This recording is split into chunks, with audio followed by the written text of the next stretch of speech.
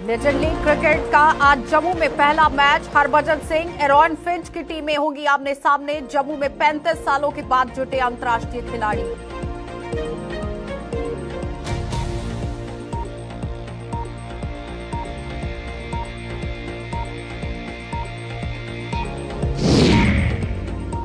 कठुआ की आवाम का सपना हुआ चकनाचूर। नहीं मिल पाई स्पोर्ट्स स्टेडियम की सौगात। मात्र नींव पत्थर से आगे नहीं बढ़ पाया काम।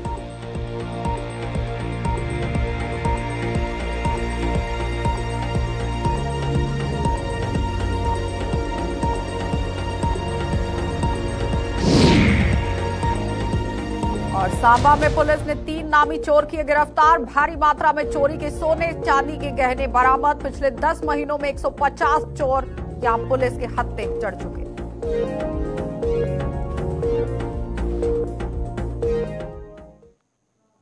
नमस्कार, बुलेटिन में आपका स्वागत है। मैं हूं आपके साथ आशा सरमाल। चलिए शुरुआत करते हैं जम्मू कश्मीर से जुड़ी खबरों की। सबसे पहले आपको मौलाना आजाद स्टेडियम ही लिए चलेंगे और वहां पर किस तरह से इस वक्त सूरत हाल बना हुआ है वो आपको दिखा देते हैं, क्योंकि जम्मू के मौलाना आजाद स्टेडियम में आज करीब 35 सालों के बाद अंतर्राष्ट्रीय स्तर के क्रिकेट खिलाड़ी चौके छक्कों की बरसात करने जा रहे हैं। मौजूदा समय में देश में जारी यहां लेजेंड क्रिकेट लीग के 4 मैचों की मेजबानी जम्मू को मिली है और आज पहला मैच हरभजन सिंह की मणिपाल टाइगर्स और ऑस्ट्रेलियन क्रिकेटर यानी कि एरॉन फिंच की यहां साउदर्न सुपर स्पोर्ट्स के बीच खेला जाएगा।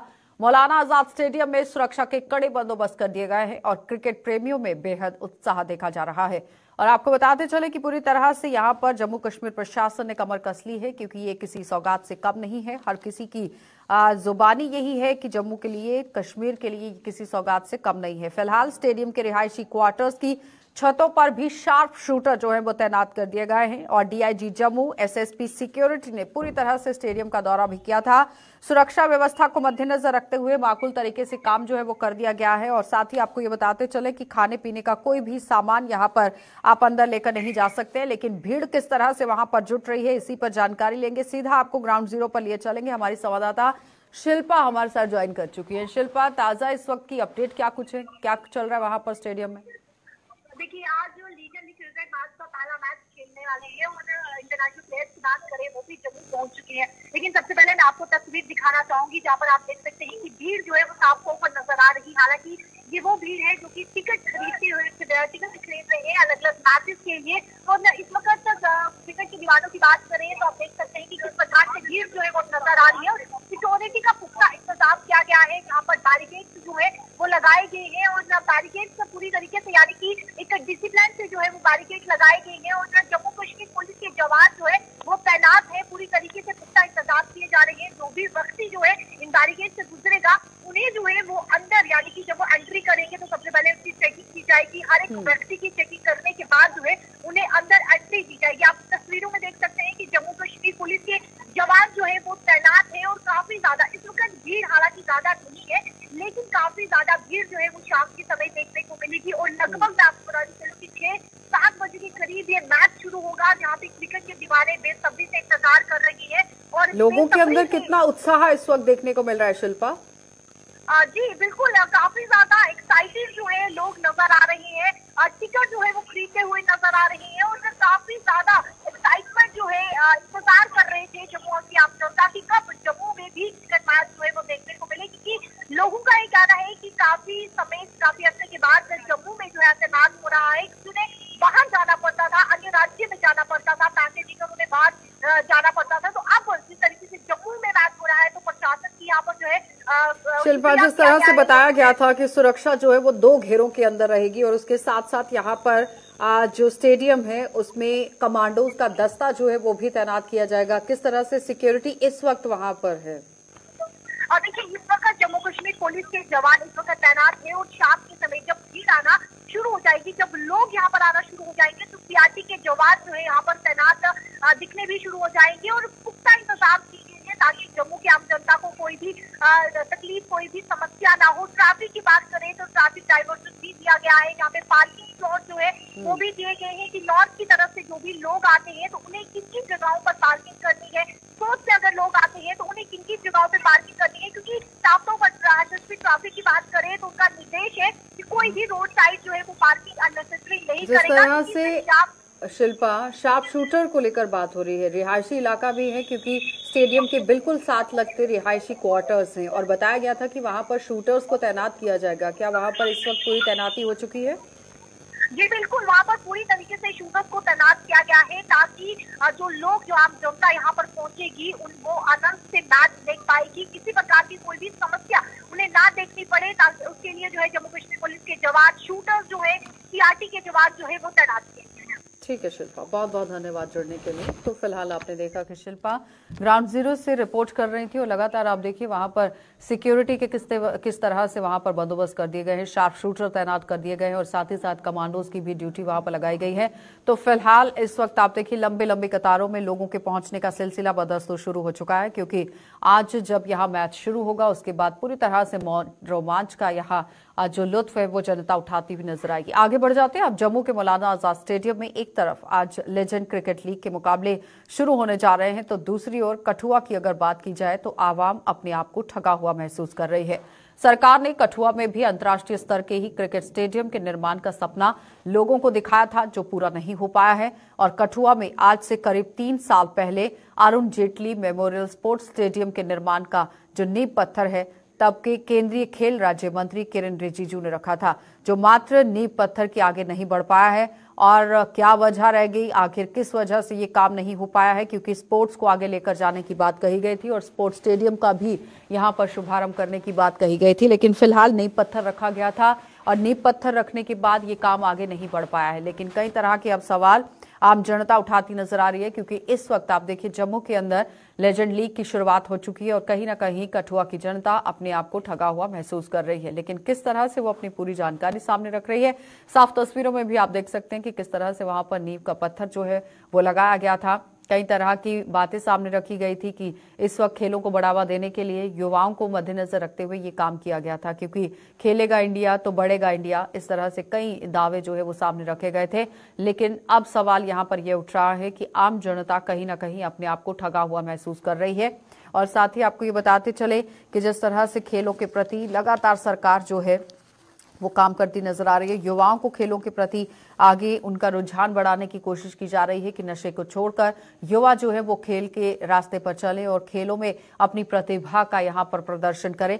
लेकिन उस बीच में जिला कठुआ के अंदर से आप देखिए इस वक्त क्या कुछ खबर सामने आई है, जहां आप देखें कि जनता बिल्कुल भी खुश नजर नहीं आ रही है, अपना आपको ठगा हुआ महसूस कर रही है क्योंकि हीरानगर के अंदर और कठुआ के अंदर जिस तरह से स्टेडियम बनाने की बात कही गई थी ये आज भी काम जो है वो शुरू नहीं हो पाया है। महज आपने देखा नींव पत्थर रखा गया था लेकिन उसके साथ साथ यहाँ पर कोई भी काम होता हुआ नजर नहीं आया था। और मौलाना आजाद स्टेडियम में एक तरफ मैच शुरू हो गए हैं आज और जिसके लिए लोगों के अंदर काफी उत्साह भी है, लुत्फ भी यहाँ पर आम जनता उठाती नजर आएगी। लेकिन दूसरी तरफ यहाँ लेजेंड क्रिकेट लीग के मुकाबले शुरू होने जा रहे हैं, लेकिन कठुआ की जो आवाम है अपने आप को ठगा हुआ महसूस कर रही है और कठुआ में भी अंतर्राष्ट्रीय स्तर के क्रिकेट स्टेडियम के निर्माण का सपना लोगों को दिखाया गया था लेकिन जो अभी तक पूरा नहीं हो पाया है। करीब 3 साल पहले Arun Jaitley memorial sports stadium के निर्माण का नींव पत्थर रखा गया था जो कि केंद्रीय खेल राज्य मंत्री किरण रिजिजू की तरफ से रखा गया था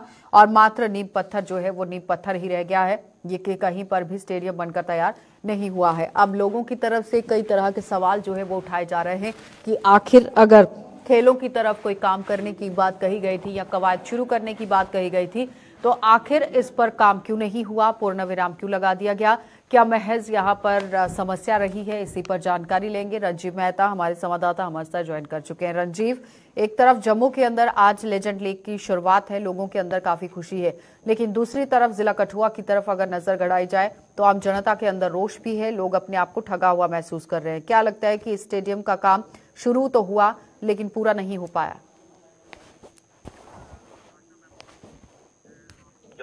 के मौलाना आजाद स्टेडियम में लेजेंड लीग के जो की बात करूं तो काफी उत्साह है, जहां गांव से भी काफी लोग जो जम्मू के मैच देखने के लिए जा रहे हैं और लोगों में इतना उत्साह है कि करीब 2 दशकों से भी अधिक समय के बाद जम्मू में कोई अंतर्राष्ट्रीय स्तर के खिलाड़ी जो है वो उनका एक मुकाबला होने जा रहा है, इसको लेकर काफी उत्साह है। लेकिन दूसरी तरफ बात करें हीरानगर के स्टेडियम की, क्योंकि 3 साल पहले 12 सितंबर को जब इसका नींव पत्थर रखा गया केंद्रीय खेल मंत्री किरण रिजिजू द्वारा। और उसी दौरान तब से लेकर इस इलाके के लोगों में काफी खुशी थी कि यहाँ पर एक अंतर्राष्ट्रीय स्तर का स्टेडियम बनेगा स्वर्गीय अरुण जेटली जी के नाम पर, क्योंकि उनका हीरानगर से एक खास नाता रहा है, क्योंकि वो हीरानगर के दामाद रहे हैं, क्योंकि स्वर्गीय गिरधार लाल डोगरा जो एक बड़े मंजे हुए राजनीतिज्ञ रहे हैं, उनके वो जवाई थे। और उनके नाम पर हीरानगर में एक स्टेडियम जो है वो पीएम कमिटमेंट फंड से जो है उसका 58 करोड़ रुपया जो मंजूर हुआ था, उसके तहत एक स्टेडियम अंतर्राष्ट्रीय स्तर का एक स्पोर्ट्स कॉम्प्लेक्स का निर्माण होना था, जिसका नींव पत्थर बाकायदा हीरानगर के तरना नाले में के साथ लगती भूमि में रखा गया है, जिसको लेकर 144 कनाल से अधिक भूमि का स्थानांतरण भी हो चुका है। युवा खेल मंत्रालय के इसका स्थानांतरण रेवेन्यू विभाग द्वारा कर दिया गया है। लेकिन 3 साल बीत जाने के बाद उसके बाद एक कदम भी आगे नहीं बढ़ पाया इसके निर्माण को लेकर, जिसके चलते स्थानीय लोगों में यहाँ पर ये है कि आखिर क्या कमी रहेगी, कहाँ पर कमियां रहेगी, क्या बजट में कमी रहेगी, फंड्स अवेलेबिलिटी नहीं थी, या किस वजह से ये काम रुका, ये अभी तक पिक्चर क्लियर नहीं हो पाई है। सौगात तो दी गई कि युवा जो है वो नशे से दूर हो जाए और खेलों की तरफ उसका रुझान बढ़ जाए, लेकिन जब आप उन्हें एक प्लेटफॉर्म देते हैं तो जाहिर तौर पर उस पर काम चलता है, लेकिन काम अभी चला भी नहीं, सिर्फ शुरू ही हुआ था। आशा, इसके मुख्य वजह जो आज तक काम नहीं हुआ, जो आज तक नई काम जो रुका हुआ है, उसका मुख्य वजह ये बताई जा रही है कि जो 58 करोड़ रुपया जो सैंक्शन हुआ है इसकी, उसको लेकर अभी तक जो लोग इस सरकारी भूमि पर काबिज हैं उनसे कब्जे भी नहीं छुड़ाए गए हैं। लेकिन अभी तक sports council, Jammu Kashmir sports council द्वारा इसका निर्माण कार्य जो है वो किया जाना था, लेकिन अभी तक उनकी तरफ से ना तो कोई प्रतिक्रिया दी गई है। क्यों काम रुका है, क्यों है, बस उद्घाटन के समय ही उनके द्वारा एक प्रोजेक्ट रिपोर्ट जो होती इसकी तैयार की गई थी। लेकिन मैं बताऊं कि पिछले साल की बात करूं तो इस स्टेडियम को लेकर एक हलचल जरूर हुई थी, क्योंकि जम्मू कश्मीर के माता वैष्णो के दौरे पर आए थे जो जयंत शाह है, बीसीसीआई के सेक्रेटरी है, वो जम्मू में के माता वैष्णो के दौरे के दौरान आए थे। तो उसी दौरान जम्मू के भाजपा नेताओं द्वारा उनके साथ इस मुद्दे को उठाया गया और इस मुद्दे को लेकर कि हीरानगर का अरुण जेटली स्टेडियम जो है वो अब बीसीसीआई बनाएगी, इसको लेकर एक बकायदा चिट्ठी भी लिखी गई, लेकिन उसके बाद उसका क्या हुआ इसके बारे में अभी तक कोई जानकारी नहीं है। उस चिट्ठी में था कि स्पोर्ट्स काउंसिल द्वारा जो भूमि का हस्तांतरण किया गया है वो सारा प्रोजेक्ट बीसीसीआई को के स्पुर्द करना था, उसके बाद आगे निर्माण कार्य शुरू होना था। लेकिन ये सारा अभी तक इसके बारे में ना तो कोई भाजपा नेता स्पष्ट तौर पर उत्तर दे पा रहा है और ना ही स्पोर्ट्स काउंसिल के अधिकारी, क्योंकि अभी तक इस बारे में कोई स्पष्टता जो है वो नहीं आई है। लेकिन लोगों, जो इलाके के लोग हैं, उनमें निराशा जरूर बढ़ रही है। साल 2024 आने वाला है और जहां पर संसदीय चुनाव भी होने वाले हैं, लेकिन हीरानगर का इलाका, लेकिन रंजीव, जिस तरह से जम्मू के अंदर रहा है स्टेडियम में यहाँ पर क्रिकेट आज होगा और इसकी टूर्नामेंट शुरू कर दी गई है, लेकिन फिलहाल अगर हम इसे बिजनेस के साथ जोड़कर देखें, टूरिज्म के साथ जोड़कर देखें, तो एक अच्छा और उम्दा कदम जरूर है, क्योंकि अपोजिशन पार्टियों की तरफ से कई तरह के सवालिया निशान रखे गए हैं, लेकिन आम जनता ये मानती है कि एक पहल जरूर सरकार की तरफ से कर दी गई है। हाँ बिल्कुल, पर्यटन के हिसाब से देखा जाए तो इस तरह के मैचों से काफी बढ़ावा मिलता है। अगर हीरानगर में भी स्टेडियम बना होता अंतर्राष्ट्रीय स्तर का तो यहाँ का इलाका भी काफी विकास की बुलंदियां को छू पाता। लोगों में काफी उम्मीद बंधी थी, आसपास के इलाके के लोग काफी खुश थे। पूरा हीरानगर का इलाका, जितना भी कठुआ जिले की बात करूं तो काफी खुश था इस स्टेडियम को लेकर, लेकिन निर्माण कार्य अधर में लटकने से लोगों में निराशा कहीं ना कहीं साफ तौर पर देखी जा रही है। बहुत धन्यवाद रंजीव जुड़ने के लिए। तो फिलहाल अधर में लटका हुआ काम काफी तरीके से लोगों को निराश कर रहा है, लेकिन एक उम्दा कदम जम्मू के अंदर जरूर यहाँ पर आप देखिए सरकार की तरफ से उठाया जरूर गया है। मौलाना आजाद स्टेडियम के अंदर आज क्रिकेट लीग की शुरुआत हो गई है और जाहिर तौर पर अब देखना ही होगा कि जहां पर लोग पहुंच रहे हैं, टूरिज्म को किस तरह से बढ़ावा मिलता है, कारोबार में किस तरह से बढ़ोतरी यहां पर हो सकती है, क्योंकि बिजनेसमैन भी ये कह रहा है कि ज्यादा तरीके से अगर इसे बिजनेस के साथ जोड़कर देखा जाए तो एक अच्छा स्टेप है, वेलकमिंग स्टेप है, लेकिन इसे और ज्यादा आगे बढ़ाने की जरूरत है। आगे बढ़ जाते हैं, अब आपको जिला सांबा लिए चलेंगे और जिला सांबा पुलिस ने यहां चोरी के एक बड़े मामले को सुलझाते हुए 3 नामी चोरों को धर दबोच लिया है। इन तीनों चोरों से भारी मात्रा में चोरी के सोने चांदी के गहने बरामद किए गए हैं और सांबा में पिछले 10 महीनों में पुलिस ने चोरी के 75 मामलों को सुलझाते हुए 150 यहां चोरों को गिरफ्तार किया है। तो जाहिर तौर पर देखिए, जिला सांबा के अंदर पुलिस पूरी तरह से मुस्तैद नजर आ रही है। इससे पहले आपने देखा था कि जिला सांबा में पशु तस्करी के मामले भी सामने आ रहे थे और नशे को लेकर भी कई तरह के जो घटनाएं हैं वो सामने आ रही थी। लेकिन उस बीच में पुलिस ने किस तरह से टीमों का गठन किया है और छापेमारी का सिलसिला शुरू किया, और उससे पहले चोरी की कई घटनाएं यहाँ पर देखी गई हैं। रेकी करने के बाद चोर यहाँ पर चोरी करके रफो चक्कर हो रहे थे, लेकिन पुलिस ने गहनता से इस पर काम किया है और अभी तक एक आंकड़ा जो है वो सामने रखा गया है, जिसमें बताया गया है कि जिला सांबा के अंदर 10 महीनों में पुलिस ने 75 मामलों को सुलझा लिया है, जिसमें 150 चोरों को गिरफ्तार कर लिया गया है। ऋषि खजूरिया हमारे संवाददाता हमारे साथ ज्वाइन कर चुके हैं। ऋषि, एक उम्दा पहल यहाँ पर पुलिस की तरफ से तो की ही जा रही है, लेकिन ये किसी बड़ी सफलता से कम नहीं है। 150 चोरों को गिरफ्तार किया गया है। किस तरह से और अभियान यहाँ पर तेज करती नजर आएगी पुलिस? देखिए, बिल्कुल मैं आपको बताता चलूं कि सांबा पुलिस का एक मोटिव है कि लगातार जो क्राइम रेट हमें यहाँ देखने को मिला था, उस क्राइम रेट को खत्म करना है, क्रिमिनल्स की धरपकड़ करनी है। उसी को लेकर अहम रणनीति बनाकर जो समय सांबा पुलिस काम कर रही है, तो उसमें एसएसपी सांबा पिनाम दो जी का एक अहम रोल जो वो देखने को मिल रहा है। और जिस तरह से एक चोरी का मामला सामने आया था, हालांकि आपको मैं बताता चलूं कि ये जो चोरी का मामला एक बड़ा मामला पुलिस ने सॉल्व किया, जिसमें हमें जानकारी पुलिस की तरफ से ये दी गई है कि इसमें एक खतरनाक चोर जो कि रखा मटाली इलाके से ताल्लुक रखता है, जिसकी पहचान दविंदर सिंह के रूप में हुई है। इसने आगे जो है ये जो गोल्ड और सिल्वर आइटम चुराई थी, ये आगे एक और व्यक्ति को बेची थी और आगे उसने बेचने वाले ने आगे किसी और को बेची थी। यानी 2 लोग इसमें जिन्होंने इन आइटम्स को, इन ज्वेलरी आइटम्स को जो है डिसऑनेस्ट तरीके से खरीदा और एक ने चोरी की वारदात को अंजाम दिया।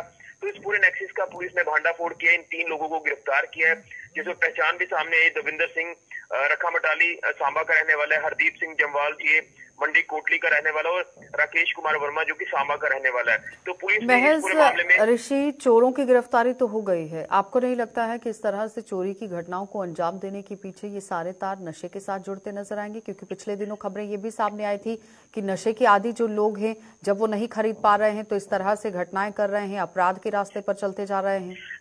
देखिए, ये भी चीजें इसमें देखने को मिलती है, लेकिन ये जो मैं आपको मामला बता रहा हूँ, ये मामला नशे से रिलेटेड तो नहीं लगता है, लेकिन कहीं ना कहीं एक व्यक्ति, मैं उसकी पहचान आपको सबसे पहले कराना चाहूंगा। एक रिटर्न कंप्लेंट जो वो रिंकू कुमार दीक्षित जो है वो उसकी तरफ से फाइल की जाती है पुलिस स्टेशन सांबा के अंतर्गत आने वाली पुलिस पोस्ट रखा मटाली में। उसके बाद पुलिस इस पूरे मामले में गहनता से जांच करती है और उसमें ये पाया जाता है कि जो चोर था उसको पुलिस ने गिरफ्तार कर लिया और आगे उसने जिनको ये गोल्ड आइटम और सिल्वर आइटम बेची थी उनको भी पुलिस ने गिरफ्तार कर लिया।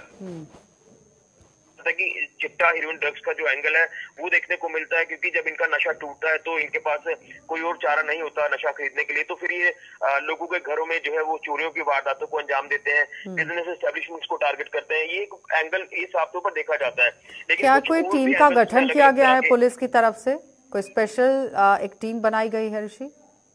देखिए, बिल्कुल, इसमें मैं आपको बता दूं कि एसएचओ पुलिस स्टेशन सांबा की बात कर लें या चौकी ऑफिसर की बात कर लें, इसी के साथ डीवाईएसपी हेडक्वार्टर या एडिशनल एसपी सांबा सुरेंद्र चौधरी जी की बात कर लें, तो इनकी टीम जो वो गठित हुई है ऑलरेडी। पुलिस ने जिस तरह से इसमें काम करना शुरू किया क्राइम को खत्म करने के लिए, तो अलग अलग जो टीमें इस समय कॉन्स्टिट्यूट की गई हैं, जिसमें बड़े ऑफिसर भी हैं जो लगातार क्लोजली वॉच कर रहे हैं कि कहाँ पर क्राइम की घटनाएं जो वो देखने को मिलती है, किस तरह से क्राइम के ऊपर अंकुश लगाना है। खासतौर पर अगर हीरोइन चिट्टा ड्रग्स के हवाले से बात करें, तो ये जो आज आप लगातार देख रहे हैं कि युवा इसमें फंसते जा रहे हैं, तो ये जो मेन इनफेमस चिट्टा हॉटस्पॉट्स है पूरे जिला सांबा में, उनके आसपास भी जो वो रात को पेट्रोलिंग पुलिस की तरफ से बड़े स्तर पर शुरू की गई है।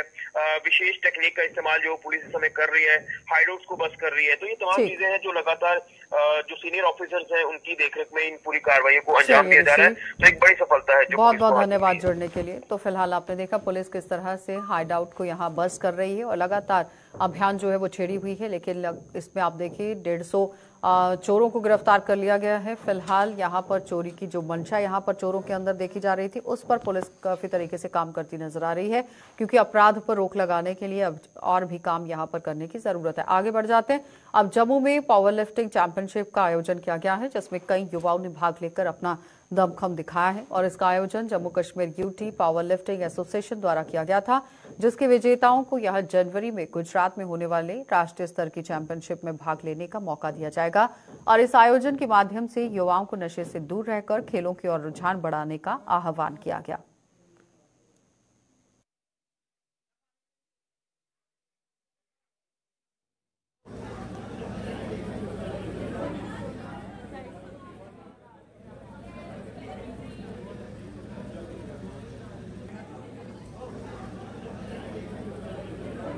ਪਾਵਰ ਲਿਫਟਿੰਗ ਦਾ ਕੰਪੀਟੀਸ਼ਨ ਰੱਖਿਆ ਹੈ, ਸਟੇਟ ਪਾਵਰ ਲਿਫਟਿੰਗ ਦਾ, ਔਰ ਇੱਥੋਂ ਜਿਹੜੇ ਬੱਚੇ ਕੰਟੈਸਟ ਕਰਕੇ ਜਾਣਗੇ ਔਰ ਜਿਹੜੇ ਵਿਨਰ ਹੋਣਗੇ ਉਹ ਆਉਣ ਵਾਲੇ ਜਨਵਰੀ ਦੇ ਵਿੱਚ ਗੁਜਰਾਤ ਦੇ ਵਿੱਚ ਨੈਸ਼ਨਲ ਹੋਣ ਜਾ ਰਹੀ ਹੈ, ਉੱਥੇ ਉਹ ਕੰਟੈਸਟ ਕਰਨਗੇ ਅਤੇ ਉਸ ਦੇ ਬਾਅਦ ਦੁਬਈ ਦੇ ਵਿੱਚ ਇੰਟਰਨੈਸ਼ਨਲ ਹੋਣ ਜਾ ਰਹੀ ਹੈ, ਉੱਥੇ ਕੰਟੈਸਟ ਕਰਨਗੇ। ਔਰ ਇਹ ਜਿਹੜੀ ਪਾਵਰ ਲਿਫਟਿੰਗ ਹੈ ਇਹ ਯੂਥ ਨੂੰ ਨਸ਼ੇ ਤੋਂ ਦੂਰ ਰਹਿਣ ਤੋਂ ਪ੍ਰਮੋਟ ਕਰਦੀ ਹੈ। ਆਵਾਮ ਕੋਲ ਉਹੀ ਅਪੀਲ ਕਰਾਂਗਾ ਕਿ ਉਹ ਆਉਣ ਵਾਲੇ ਟਾਈਮ ਦੇ ਵਿੱਚ ਬੱਚਿਆਂ ਨੂੰ ਜਿਹੜਾ ਹੈ ਵੱਧ ਤੋਂ ਵੱਧ ਜਿਹੜਾ ਹੈ ਗੇਮਸ ਦੇ ਨਾਲ ਜੋੜੇ, ਮੈਂਟਲੀ ਔਰ ਫਿਜ਼ੀਕਲੀ ਹੈਲਥ ਵਾਸਤੇ ਜਿਹੜੀ ਆਪਣਾ ਜਿਮ ਦੇ ਨਾਲ ਜੋੜੇ, ਪਾਵਰ ਲਿਫਟਿੰਗ ਦੇ ਨਾਲ ਜੋੜੇ। ਇਹ ਹੈ ਕਿ ਜੰਮੂ ਦਾ ਯੂਥ ਜਿਹੜਾ ਹੈ ਕਿ ਉਹ ਫਿਟਨੈਸ ਕਾਫੀ ਅੱਗੇ ਆਏ ਤੇ ਨਾਲ ਨਾਲ ਆਪਣੀ ਸਿਹਤ ਦੇ ਉੱਤੇ ਧਿਆਨ ਦੇ ਤੇ ਜਿੱਦਾਂ ਜਿੱਦਾਂ ਉਹ ਅੱਗੇ ਜ਼ਰੂਰੀ ਨਹੀਂ ਹੈ ਕਿ ਅੱਜ ਦੇ ਆਉਣ ਵਾਲੇ ਟਾਈਮ 'ਚ ਗਵਰਨਮੈਂਟ ਜੌਬਸ ਹੀ ਲਵੇ, ਪਾਵਰ ਲਿਫਟਿੰਗ ਨਾਲ ਜੁੜ ਕੇ ਉਹ ਆਪਣੇ ਅਗਰ ਅਚੀਵਮੈਂਟ ਲੈਂਦਾ ਹੈ, ਨੈਸ਼ਨਲ ਇੰਟਰਨੈਸ਼ਨਲ ਖੇਲਦਾ ਹੈ, ਉਹ ਆਪਣੇ ਜਿਮ ਵੀ ਖੋਲ ਸਕਦੇ ਨੇ, ਆਪਣੇ ਸਪੋਰਟਸ ਕਲੱਬ ਵੀ ਜੁਆਇਨ ਕਰਵਾ ਸਕਦੇ ਨੇ। ਇਸ ਦੇ ਨਾਲ ਨਾਲ ਕੀ ਹੋਏਗਾ ਕਿ ਅੱਗੇ ਆਉਣ ਵਾਲੇ ਜਿਹੜਾ ਯੂਥ ਹੈ, ਸਾਡਾ ਜਨਰੇਸ਼ਨ ਹੈ, ਉਹ ਫਿਟ ਹੁੰਦਾ ਜਾਏਗਾ ਕਿਉਂਕਿ ਅੱਜ ਕੱਲ੍ਹ ਦੇ ਯੂਥ ਸਿਰਫ ਮੋਬਾਈਲ ਵਿੱਚ ਹੀ ਗੇਮਾਂ ਖੇਡਣ ਦੇ ਸ਼ੌਕੀਨ ਹੋ ਗਏ ਨੇ, ਲੇਕਿਨ ਸਪੋਰਟਸ ਤੋਂ ਫਿਟਨੈਸ ਤੋਂ ਬਹੁਤ ਦੂਰ ਜਾ ਰਹੇ ਨੇ। ਜਿਸ ਤਰ੍ਹਾਂ ਦਾ ਕਿ ਅੱਜ ਕੱਲ੍ਹ ਲਾਈਫ ਸਟਾਈਲ ਹੈ, ਬੱਚੇ ਜੰਕ ਦੇ ਵੱਲ ਬਹੁਤ ਜਾ ਰਹੇ ਨੇ ਤੇ ਬਿਲਕੁਲ ਵੀ ਨਹੀਂ ਆਪਣੀ ਸਿਹਤ ਵੱਲ ਧਿਆਨ ਦੇ ਰਹੇ। ਗੇਮਸ ਵੀ ਜਿਹੜੀਆਂ ਵੀ ਸਪੋਰਟਸ ਵਾਲੀਆਂ ਗੇਮਾਂ ਹੁੰਦੀਆਂ ਸੀ ਉਹ ਵੀ ਅੱਜ ਕੱਲ੍ਹ ਫੋਨ ਵਿੱਚ ਹੀ ਚਲਾਈ ਜਾ ਰਹੇ ਨੇ। ਤੇ ਅਸੀਂ ਮਾਧਿਅਮ ਤੋਂ ਅਸੀਂ ਅੱਜ ਗੁਲਿਸਤਾਨ ਨਿਊਜ਼ ਦੇ ਮਾਧਿਅਮ ਤੋਂ ਇੱਕ ਮੈਸੇਜ ਦੇਣਾ ਚਾਹਾਂਗੇ ਕਿ ਬॉयਜ਼ गर्ल्स हमेशा पावर लिफ्टिंग अगे आन, जिम ज्वाइन करन, अपना स्पोर्ट्स ज्वाइन करन ताकि अपने आप को फिट बना के अपने देश से समाज का भला कर सकन। अपनी सुंदरता से यहाँ पर्यटकों को आकर्षित करने वाली सुरिंसर झील सरकार की अनदेखी की शिकार हो रही है और सुंदर पहाड़ियों और घने जंगलों के साथ घिरी हुई ये झील अब सिकुड़ रही है, लेकिन इसकी ओर कोई ध्यान नहीं दिया जा रहा है। स्थानीय लोगों के मुताबिक यहाँ अलग अलग समुदाय के लोगों के देवस्थान भी हैं, लेकिन इसके बावजूद भी सरकार के विकास के लिए कोई ध्यान नहीं दे पा रही है। लोगों ने इस झील का संरक्षण करने और इस स्थान को विकसित करने की मांग की है।